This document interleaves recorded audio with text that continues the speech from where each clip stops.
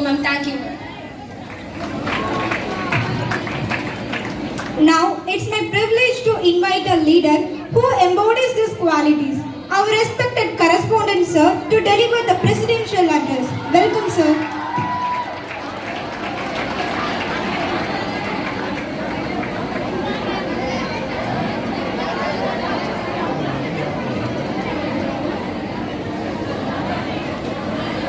Good afternoon, students. Good afternoon, students. Very good. God bless you, man. ஒவ்வொரு நாளும் நமக்கு இனிமையான நாளாக இருக்கும் அடிக்கடி சொல்லுவோம். ஒவ்வொரு நாளும் சந்தோஷமா இருக்கும். இன்னைக்கு ரொம்ப சந்தோஷமா இருக்கீங்க, எனக்கு ரொம்ப சந்தோஷமா இருக்கு. இன்னைக்கு இந்த அலுமினியஸ்லாம் வந்து நிப்பாட்டி வச்சிருக்கிறோம். ஒவ்வொரு நாளும் ஒவ்வொரு நேற்றைய தினங்கள் ஒரு சிலர் வந்திருந்தாங்க, ஓல்டு ஸ்டூடெண்ட் வந்தாங்க. இன்னைக்கு நமக்கு நம்ம மத்தியில் வந்திருக்கிறாங்க. யாரு? ஜி சாய் நந்தினி. இவங்கள்ட்ட நம்ம என்ன கற்றுக்கிட்டோம், இவங்கள்ட்ட என்ன கற்றுக்கிட்டோம், என்ன பார்க்குறோம், உண்மையில் அதான் முக்கியம். இன்னைக்கு சீஃப் கெஸ்ட் SBI மேனேஜர் வந்திருக்கிறாங்க, ஸ்டேட் பேங்க் ஆஃப் இந்தியா. இன்னைக்கு வேர்ல்டு ஃபுல்லாக மாடிக்கலாம். செஞ்ச பிறகு ஒரு காரியம் செஞ்ச பிறகு நம்ம செஞ்ச காரியத்துல நன்மை இருக்கா தீமை இருக்கா, இந்த காரியங்கள் நம்மளே பக்குவப்படுத்திக்கிட்டே இருக்கும். யாரோ ஒருத்தவங்க சொன்னாதான் கேட்பேன், இவங்க சொன்னாதான் பண்ணுவேன் அப்படிங்கிற மென்டாலிட்டி போகக்கூடாது. ஏன்னா இன்னைக்கு இருக்கிற அத்தனை பொம்பளை பிள்ளைகள் தான் இன்னைக்கு நாளைக்கு உலகம். நாளைக்கு உலகமே நீங்க தான். நாளைக்கு உலகமே நீங்க தான். உங்களை வச்சுதான் எல்லா கனவும் இருக்கு. உங்களை வச்சுதான் எல்லா கனவும் இருக்கு.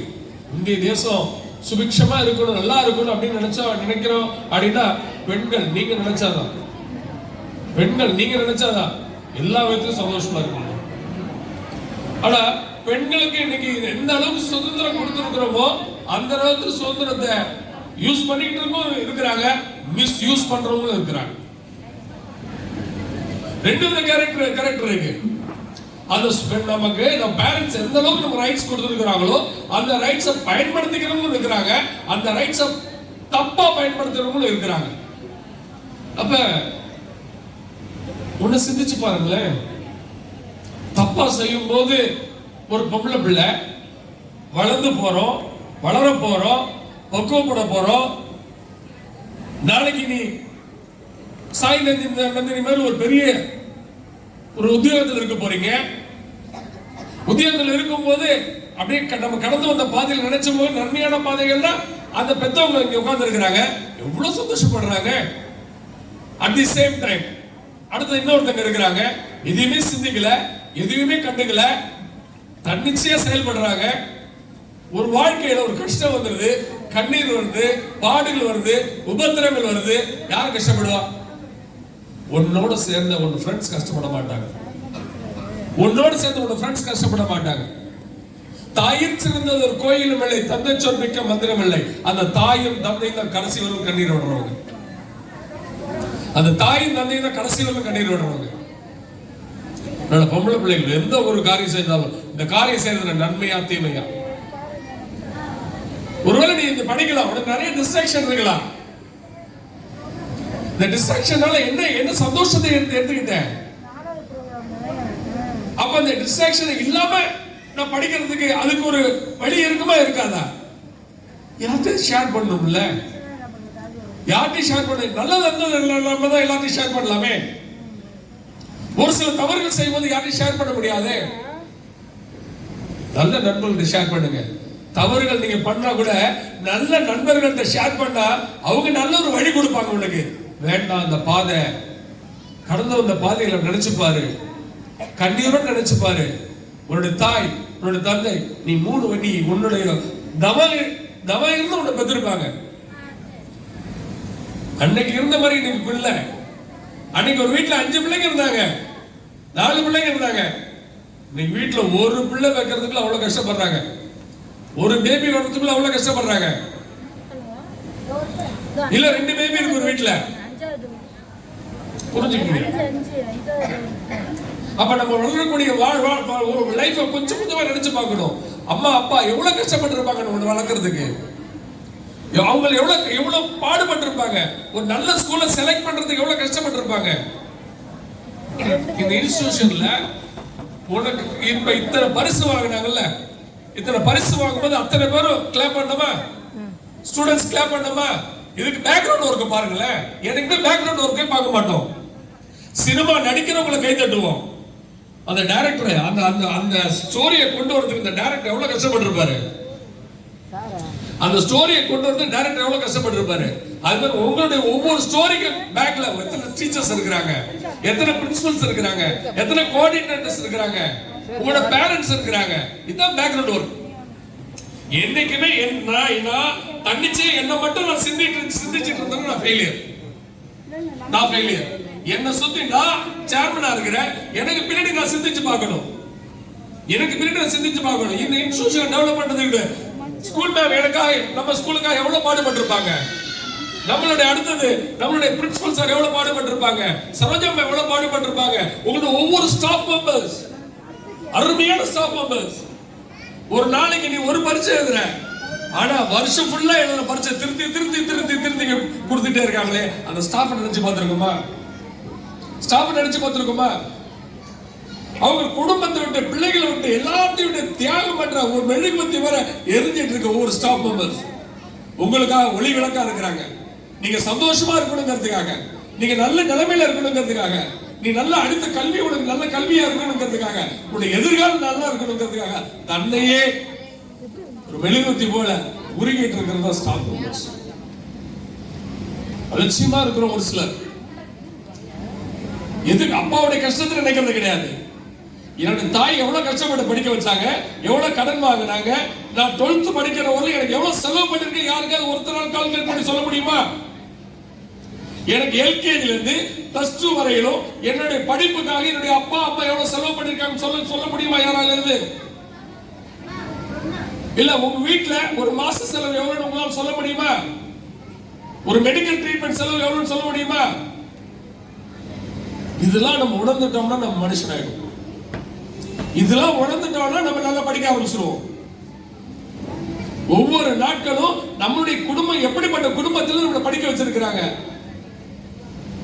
ஒரு காலத்துல முஸ்லிம் பேரண்ட்ஸ் நிறைய இருக்கிறாங்க, தயவுசெய்து தப்பா நினைக்காதீங்க.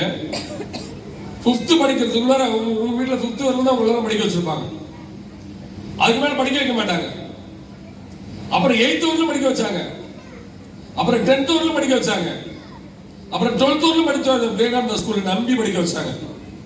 இந்த விவேகானந்தா ஸ்கூல்ல படிக்க வச்சா டிசிப்ளின் இருக்கும், நல்ல எஜுகேஷன் இருக்கும் சொல்லிட்டு என்னுடைய தாய் லலிதா குழந்தை விட ஆரம்பிக்கும் போது ஒவ்வொரு ஸ்டூடெண்டா நம்ம வீட்டுக்கு எங்க அம்மா போவாங்க.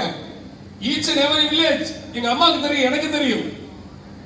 திருமலவாசல், வடகால், தைக்கால், கொள்ளிடம், பாங்கனாம்பட்டு, புங்கனூர் அத்தனை வில்லேஜஸ் போயிருக்கிறோம். ஒவ்வொரு வில்லேஜஸா போயிருக்கிறோம். அப்ப உங்க பிள்ளைங்களை படிக்க வைங்க நம்பிக்கை. அப்பா இன்னைக்கு ஃபாரின்ல அப்பா வேலை பார்க்கறாங்க, அம்மா வேலை பார்க்கறாங்க, அப்பா வேலை பார்க்கறாங்க. அப்பா என்ன வேலை பார்க்கறாங்கன்னு தெரியாது பிள்ளைகளுக்கு. ஆனா அந்த வேலை எவ்வளவு கஷ்டமான வேலை, கண்ணீரோட செய்யற வேலை. அந்த படத்துல நம்ம படிக்கிற அந்த உணர்வு வந்துருச்சு அப்படின்னா நீங்க எல்லாரும் 100க்கு 100 தான் வாங்கி நீங்க இருப்பீங்க. உங்களுக்கு நான் பரிசு கொடுத்துட்டே இருக்கணும்னாங்க. இதுக்கிட்ட தனி விழாவே வைக்கணும், என்ன கம்பைன் பண்ண விழாவா இருக்கக்கூடாது. அப்படி பெற்றோருடைய கவலையும் பெற்றோருடைய கஷ்டத்தையும் பெற்றோருடைய பிரச்சனையை நீங்க உணர்ந்துக்கிட்டீங்கன்னா நீங்க நாளைக்கு சிறந்த ஒரு மனிதராக இருக்கலாம், நீங்க சிறந்த கல்வியாளராக இருக்கலாம், நீங்க சிறந்த பதவியில இருக்கலாம். அதனால கடந்த ஒவ்வொரு பிள்ளைகளும் நான் இன்னைக்கு பேரண்ட்ஸும் சொல்றதா, பிளீஸ் பிள்ளைகளுக்கு வரும்போது செல்போனை நீங்க ஆஃப் பண்ண என்ன, பிள்ளைகள் கூட என்ஜாய் பண்றதுக்கு ஒரு 1 hour எந்த பேரண்ட்ஸ் செல்போன் ஆஃப் பண்றீங்க? எந்த பேரண்ட்ஸால செல்போன் ஆஃப் பண்ண முடியும்? அந்த பேரண்ட்ஸ் தான் பிள்ளைகளுக்கு மேல அக்கறை உள்ளவங்களா இருக்க முடியும். பிள்ளைகள் காலையில 8 மணிக்கு வீட்டுக்கு வராங்க, ஈவினிங் 6:30 மணிக்கு வீட்டுக்கு 6:30 மணி 7 மணிக்கு வீட்டுக்கு வராங்க, திரும்பி வீட்டுக்கு வராங்க. அங்க உங்க வீட்டுல கிளம்பும்போது 8 மணி, 8 மணிக்கு ஸ்கூல் கிளம்பி விட்டுறீங்க. திரும்பி எத்தனை மணிக்கு வீட்டுக்கு வராங்க? 6:30 மணி ஆகுது. அந்த பிள்ளைகள் கூட 1 hour நீங்க ஏதாவது ஒரு ஷேர் பண்ணாம பண்ணக்கூடாதா? திருச்சி இன்பத்தோட எங்களை வரவேற்கிற எங்கள் அன்பு பிள்ளைகள், அந்த பிள்ளைகளை மாதிரி எந்த பெற்றோருக்கும் கிடைக்காது. அருமையான பிள்ளைகள். அந்த பிள்ளைகளோட தயவுசெய்து ஷேர் பண்ணுங்க.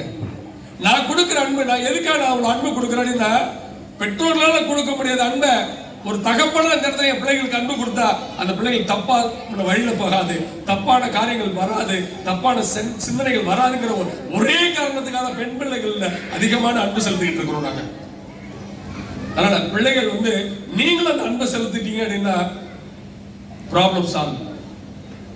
என் பக்கம் அன்பு, உங்க பக்கம் அன்பு, பிள்ளைகள் ரெண்டு அன்புக்கு தாங்க விலை எந்த விலை கொடுத்தாலும் வாங்க முடியாத ஒரே பொருள் அன்பு தாங்க. என்ன விலை கொடுத்தாலும் வாங்க முடியாது. அன்பு ஷேரிங். அந்த ஷேரிங் பிள்ளைகள் நீங்க பண்ணுங்க. அந்த பிள்ளைகள் வெளில நீங்க அன்பு செலுத்திட்டீங்கன்னா அதையே அடுத்த போன்ல போய் அடுத்த ஃப்ரெண்ட்ஸ்ட போய் தொடர்பு கொள்ள போகுது. இன்னைக்கு மீடியால பிள்ளைகள் பெரிய டேஞ்சரஸ். அது புரிஞ்சிக்க மாட்டேங்கிறீங்க. நீங்க இந்த ஷேரிங் பிள்ளைகள் பண்ணுங்க. வா நம்ம படிக்கலாம், வா நம்ம செல்போன் பேசலாம். நீங்க யார்கிட்டயும் பேசும்போது ஓபன் மைக் போட்டு பேசுங்களேன். அப்பாவே பேசுறாரு, அம்மாவே பேசுறாரு, நம்மளும் ஓபன் மைக் போட்டு பேசலாம் சொல்லிட்டு ஓபன் மைக் போட்டு பேசலாம், பேச மாட்டாளா? அப்ப ஓபன் மைக் போட்டு பேசும்பொழுது அவ தப்பு செய்யறாளா தப்பு செய்யலன்னு உங்களுக்கு தெரியுமா தெரியாதா? ஓபன் மைக் போட்டு பேசுறீங்கனால ஓபன் புக் மாதிரி தான். நம்மள்ட்ட எந்த தப்பும் இல்லைன்னு அர்த்தம். நம்மள்ட்ட எந்த தப்பும் இல்லைன்னு அர்த்தம். ஒரு செல்போன் எடுத்துக்கிறீங்க, எடுத்துக்கிட்டு நீங்களும் வெளில போய் பேசாதீங்க, பிள்ளைகளையும் தனியா போய் பேச சொல்லாதீங்க. பிள்ளைகள் தனியா போய் செல்போன் பேசுறாங்கனாலே நீங்க என்ன பண்ணணும்? மை டியர் ஸ்டூடெண்ட், அப்பா அம்மா கூட இருக்காங்கன்னா அப்பா அம்மா கூட தான் பேசணும். மை டியர் ஸ்டூடெண்ட்ஸ், நீங்க தனியா போய் செல்போன் பேசுறாங்கன்னா அம்மா சந்தேகப்படுறாங்கன்னு இல்ல, அம்மா ஒன்னு கண்காணிக்கிறாங்கன்னு அர்த்தம். கண்காணிக்கிறது பெற்றோர்களோட கடமை. நீ நல்லா பாட்டா படிப்பு சம்பந்தம் பேச மாட்டேன், கண்டிப்பா நான் படிப்பு சம்பந்தம் பேச மாட்டேன். என் பிள்ளைங்க எத்தனை பிள்ளை நல்லா படிப்பீங்க? நீங்க இன்னும் நல்லா படிக்கிறதுக்கே நான் சொல்றது ஒரு டிப்ஸ். உன்னுடைய வாழ்க்கை சிறந்த இருக்கும் அப்படின்னா தாய் தகப்பன மாதிரி ஒரு சிறந்த ஒரு பாக்கியம் உங்களுக்கு வேற எதுவுமே கிடையாது. நான் ஒண்ணு சொல்லுறேன், உனக்கு கஷ்டம் இருக்குன்னு என்ன சொல்லிருக்கேன், நேரா அம்மாவிட்ட போ. அம்மாட்ட போய் கிட்ட அம்மா மடியில படுத்து தூங்கு. அம்மா தலை ஒண்ணு நீ விடுவாங்க. அந்த இன்பம் என்ன, அந்த சுகம் எங்கேயுமே கிடைக்காது உனக்கு. அந்த ஷேரிங் பண்ணு, அந்த ஷேரிங் பண்ண உன்னோட கஷ்டம் தான் போயிடும். உன் ஃப்ரெண்ட்ஸ் கஷ்டத்தை போக முடியாதுவா? நம்ம வாழ்றவங்களும் நல்லவர்களும் தீயவர்களும் உள்ள இடத்துல தான் நம்ம வாழ்ந்துட்டு இருக்கிறோம். எந்த பொத்துல எந்த பாம்பு இருக்குன்னு தெரியாது. அப்படிப்பட்ட யாரையும் நம்ம வேண்டாம். ஆனா அம்மா அப்பா நமக்கு துரோகம் பண்ண மாட்டாங்க. ஆனா ஃப்ரெண்ட்ஸ் பேட் ஃப்ரெண்ட்ஸ் சொல்லல, நீ ஃப்ரெண்ட்ஸை தீர்மானிக்கிறது நீங்க தான். நல்ல நான் நல்லவனாவதும் தீயவனாவது அன்னை வளர்ப்புல கிடையாது. இப்பெல்லாம் அண்ணன் அம்மா பாயசம் கொடுத்து வளர்க்கறதே கிடையாது. நீ நல்லவனாவதும் தீயவனாவதும் உன் நண்பர்கள் பழக்கத்திலே தான். நண்பர்கள் யார் என்று சொல், உன்னை யார் என்று சொல்ல வேண்டும் என்றால் உன் நண்பர்கள் யார் என்று சொல், உன்னை யார் என்று சொல்லுகிறேன். உன்னை யார் என்று சொல்ல, உன் நண்பர்கள் நல்ல பிள்ளைகளா கெட்ட பிள்ளைகளா, படிக்கிற பிள்ளைகளா படிக்காத பிள்ளைகளா? படிக்கிற பிள்ளை படிக்காத பிள்ளைலாம் சொல்ல, படிக்காத பிள்ளைகளும் நிறைய அன்பு இருக்கும், நல்ல கேரக்டர் இருக்கும், அதை கூட நம்ம கத்துக்கலாமே. ஆனா தவறான பாதைகளை போறவங்கள்ட்ட நீ திருந்தி கொண்டு வர்றதுதான் நம்மளுடைய வாழ்க்கை. எல்லாரும் நமக்கு என்ன அவ அப்படி பண்ண நமக்கு என்ன, அப்படி இப்படி பண்ண நமக்கு என்ன அப்படி நினைச்சிட்டு நம்ம வாழ்ந்துட்டு வந்தோம். நமக்கு ஒரு காரியம் நமக்கு என்ன அடுத்தவங்க போனா நம்மளோட நிலைமை என்ன, நம்மளோட நிலைமை என்ன, இதெல்லாம் சிந்திச்சு பார்க்கணும். அதனால my dear students, my dear parents, எல்லாருமே அன்பு தான். அன்புக்கு ஈடு எதுவுமே கிடையாது. பிள்ளைகள்கிட்ட நீ போனாங்களா என்ன வா பேசுவோம் வா. மிஷின் மாதிரி சம்பாதிக்காதீங்க, மிஷின் மாதிரி இருக்காதீங்க. எதையும் கொண்டு வரல, எதையும் கொண்டு போறதும் கிடையாது. ஆனா நம்ம பிள்ளை செல்வங்கிறதா இருக்கிறதுல உலகத்துல சிறந்த செல்வம் பிள்ளை செல்வம் தான். அந்த பிள்ளைகள் மேல அன்பு கொள்ளுங்க, அன்பு கொடுங்க. மை டியர் ஸ்டூடெண்ட், நீங்க அப்பா அம்மாவில லவ் அண்ட் அஃபெக்ஷன் அதிகமா கொடுங்க, படிப்பு தானா வரும். ஒரு செடி வளருதுன்னா கலையை எடுத்துட்டோம்னா நம்ம சூப்பரா படிக்கலாம்.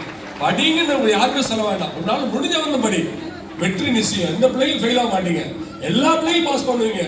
ஆனா நம்ம எல்லாரும் நல்ல நன்மைக்கு போகணும், எல்லாரும் நல்ல நன்மையில இருக்கணும், எல்லாரும் நம்ம புழக்கூடிய இருக்கணும்.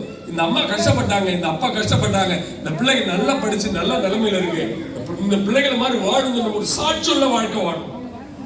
நம்ம குடும்பத்தை பத்தி 4 பேர் பெருமையை பேசுற அளவுக்கு நம்ம வாழணும். அப்படிப்பட்ட வாழ்க்கை என் பிள்ளைகளுக்கு வேணும். பெற்றோர்கள் நல்லா இருக்கணும் சொல்லி 52வது விழா என்னுடைய தாய் அன்னை போட்ட ஒரு விதை. என்னை அன்னையை வணங்கி இப்ப எங்களை கடவுள் கிருபையினால நல்லா நடந்துட்டு இருக்காரு. நல்ல ஆசிரியர்கள், நல்ல ஆசிரியர் பெருமக்கள், நல்ல பிரின்சிபல், நல்ல டீச்சர் எல்லாரும், ஆயாமால இருந்து டிரைவர்ல இருந்து கிளீனர்ல இருந்து எல்லாரும் பாடுபட்டு இருக்காங்க. அப்படிப்பட்ட இன்ஸ்டிடியூஷன்ல படிக்கிறதுக்கு பிள்ளைகளும் கொடுத்து வச்சிருக்கணும். இந்த பிள்ளைகள் எங்கள்கிட்ட இருக்கிறதுக்கு நாங்களும் கொடுத்து வச்சிருக்கணும். இந்த இன்ஸ்டிடியூஷன் வளரணும், நீங்களும் நல்லா இருக்கணும், வந்திருக்க சீஃப் கெஸ்ட் எல்லாரும் நல்லா இருக்குன்னு சொல்லி எல்லாரும் வாழ்த்தி விடைபெறுகிறேன். நன்றி, வணக்கம். Thank you.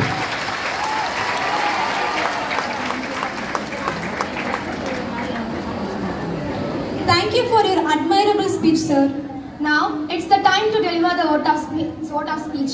I kindly call upon Mrs. Geeta ma'am from the English department to deliver the vote of speech.